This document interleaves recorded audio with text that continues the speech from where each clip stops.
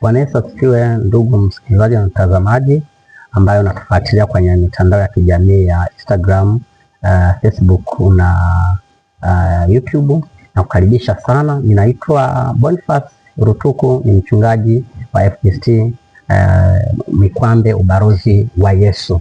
Ninakukaribisha sana kwa tafakari fupi na tathmini fupi ya maombi yetu ya siku 40. Tunafahamu kwamba tumekuwa na maombi ya siku 40 sisi kama FPCT taifa na matawi yetu yote na washirika wetu wote, lakini pia nawapongeza kwa watu mbalimbali ambao na madhehebu mengine ambao yamekuwa na maombi ya siku kadhaa, hata kama sio siku 40, siku 21 na kadhalika. Naamini kwamba Mungu amewabarikia. Kwetu sisi tumeona wema wake na fadhili zake katika maombi haya na uaminifu wake katika maisha yetu. Tumeona Bwana akiwahudumia watu, akihudumia kanisa letu. Tumeona Bwana ametenda makuu, ametenda maajabu, amejidhihirisha kama dhehebu ama kama taasisi, kwa maana ya kanisa letu FPCT kitaifa, lakini pia kwa parish mbalimbali, kanisa mahali na matawi, hata kazi mpya. Hata sisi pia tumemwona Mungu mahali hapa FPCT Mikwambe, ubalozi wa Yesu. Bwana ametubarikia kama dhehebu letu ama kama kanisa letu mahali hapa, lakini pia tumeona amewabarikia watu washirika. Mtu mmoja mmoja amefanya mambo makubwa sana kabisa, amefanya mambo makubwa sana. Tunaona tofauti ya mwaka jana na mwaka huu katika maeneo mbalimbali, maeneo ya kimahudhurio na maeneo pia ya udhihirisho wa Mungu katika maisha yetu. Kwa tumeona kila wakati kuna upya fulani ambao umejitokeza. Wito wangu kwenu ni kwamba tujitahidi sana kuhakikisha tunaendeleza huu moto ambao tumeupata. Tuendeleze moto, usizime. Moto wa maombi haupaswi kuzima katika madhabahu. Kama kuna kitu ambacho kinasababisha kanisa kupoa, watu kuto kuendelea na wokovu ama kuto kuona ule udhihirisho wa Mungu aliokusudia katika maisha yao binafsi na maisha ya kikazi, kihuduma na kadhalika, ni moto wa maombi kuzima kwenye madhabahu, moto wa maombi kuzima kwenye maisha ya mtu mmoja mmoja, Mkristo mmoja mmoja. Kwa hiyo tusizime huu moto, tuendeleze. Tunajua kabisa kwamba kuna kitu Bwana ataenda kufanya kwenye maisha yetu. Tusiishie tu kwenye mkazo ule wa kiroho, kwenye mkazo ule au yale mazoezi ya kiroho ambayo tuliyafanya katika kufunga. Ile chaji ambayo tumejichaji tusisubiri mpaka ishe. Tuendelee kutunza chaji kwa kisha chaji ipo. Tukiiga kwa Yesu. Yesu alipomaliza maombi ya siku 40 hakuishia pale. Maombi yalikuwa ni sehemu ya maisha yake katika huduma mpaka anaondoka duniani. Na kwetu sisi tunasema maombi ni swala endelevu, sio swala la wakati mmoja. Ninawapongeza wale ambao walianza siku 10 kabla, wakaweka ikawa siku 40, 50, wengine wakaongeza siku 10, wengine wakaongeza siku kadhaa. Ninawapongeza, lakini wote katika wote tunaamini Bwana ametuhudumia na hatupaswi kubaki hapo. Tunapaswa kufanya endelevu, maana kwa mujibu wa kanisa letu sisi maombi ni sio swala la mwezi fulani, ni swala la maisha ya mwaka mzima. Kwa hiyo ratiba zile zitakuja za maombi, lakini kuna ratiba za watu binafsi, kuna ratiba kama kanisa la mahali pamoja, kama mahali hapa FPCT Mikwambe, ubalozi wa Yesu. Kwa hiyo tutakuwa zile ratiba tuendelee kuziheshimu na kuzifuata, maana tutamuona Mungu akifanya mambo makubwa kabisa. Kwa hiyo nikualike, tutakapokuwa tunaendelea kutangaza mambo ya maombi, usiseme niliomba siku 40. Wewe njoo tuombe. Tunaendelea kujijenga, maana kadri tunavyoendelea kuomba kwa kiwango kikubwa, maana imeandikwa mwenye haki yafaa sana akiomba kwa bidii.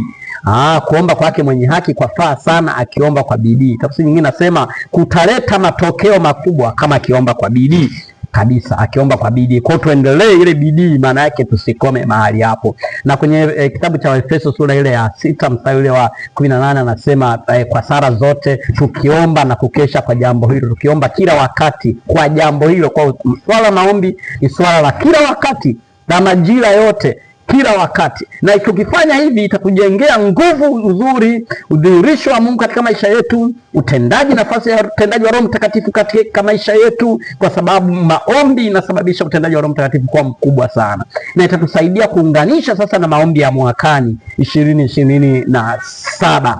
Kwa hiyo itatusaidia, tutaingia tukiwa na nguvu. Hatutaingia kama watu wanaoanza mwanzo, tutaingia kama watu wanaoendelea mahali fulani, kwenye hatua fulani. Tutaona utendaji wake kwa kipekee sana. Kwa nitoe wito tuendelee na ratiba za mikesha, ratiba mbalimbali, na ninaamini kwamba Mungu atatubarikia. Ratiba za maombi ya mtu mmoja mmoja, naamini Mungu ataendelea kuhusika, Mungu ataendelea kutenda, tutaendelea kutunza huo moto na udhihirisho wa Mungu tutauona katika maisha yetu. Na kama vile ambavyo nilisema, tuliona utofauti hata wa idadi wa mahudhurio. Ninaendelea kuwapongeza hata washirika mahali hapa FPCT Mikwambe, wengi wao wanatokea mbali, lakini hakuna siku ambayo watu walikosa kufika kwenye maombi kuomba. Watu walijitoa kuja kuomba, wengine wanalipa nauli lakini walijitoa wakaja kuomba. Kwa hiyo ninawapongeza sana, na nialike kuendeleza na moto huu na moyo huu wa maombi, ndio penye ushindi wetu. Kadri tunavyojenga nguvu yetu ya ndani, ndio tunavyoweza kushinda changamoto, majaribu. Huwa nasema mara nyingi, Mungu ametukusudia mambo makubwa, lakini hayo hatuwezi tukayaona kama hatutakaa kwenye maombi, kama hatutatunza moto wa maombi katika madhabahu na tukaona udhihirisho wa kimungu. Kwa ninaamini Bwana ataendelea kusaidia ili kuweza kutunza huu moto, si wa mchungaji tu, si kwa mtu, kwa mshemasi tu, si kwa kiongozi bali washirika wote. Swala la maombi, wote tunapaswa kuwa sehemu ya maisha yetu. Hakuna anayetakiwa kuomba zaidi na mwingine kidogo, wote tunatakiwa kwenda mbele za Bwana kuwa maisha yetu, na Baba yetu aonaye sirini atatujaze. Na ni alike kufuatilia, pengine unataka kufuatilia huduma zetu zinavyoendelea, unahitaji pengine kupata huduma yetu, tukuombee, tukushauri pia, tuombe pamoja, tushirikiane katika mambo mbalimbali, lakini pia kupata mafundisho mbalimbali ambayo tunayaweka katika mitandao yetu ya kijamii. Unaweza kufuatilia kwenye mitandao ya kijamii kama Instagram, Facebook na YouTube.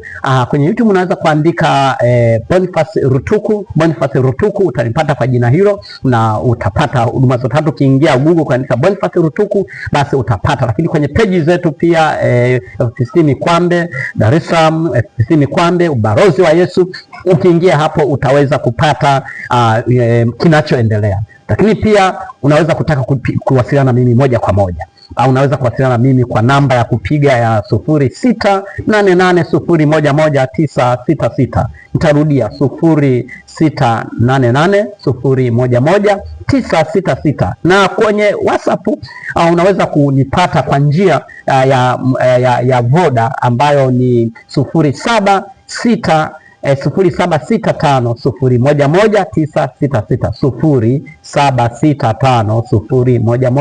0765011966. Na naamini tutawasiliana, tutazungumza, tutashauriana, tutaomba pamoja. Mimi kanuni yangu ni tunaomba mpaka jambo litokee, hamna kuachia njiani. Tunaomba mpaka mwamba utoboke, mpaka tunaendelea kuchonga, kupiga mpaka jiwe mwamba upasuke. Kwa hiyo utashirikiana nasi ukitufuatilia, na tunaamini Mungu atakubariki. Lakini pia ukipenda kushiriki ibada pamoja nasi kwa kufika kanisani, tunakukaribisha. Unaweza kufika kanisani. Ukiwa na mawasiliano hayo, basi tutakuelekeza unafikaje. Mungu akubariki sana.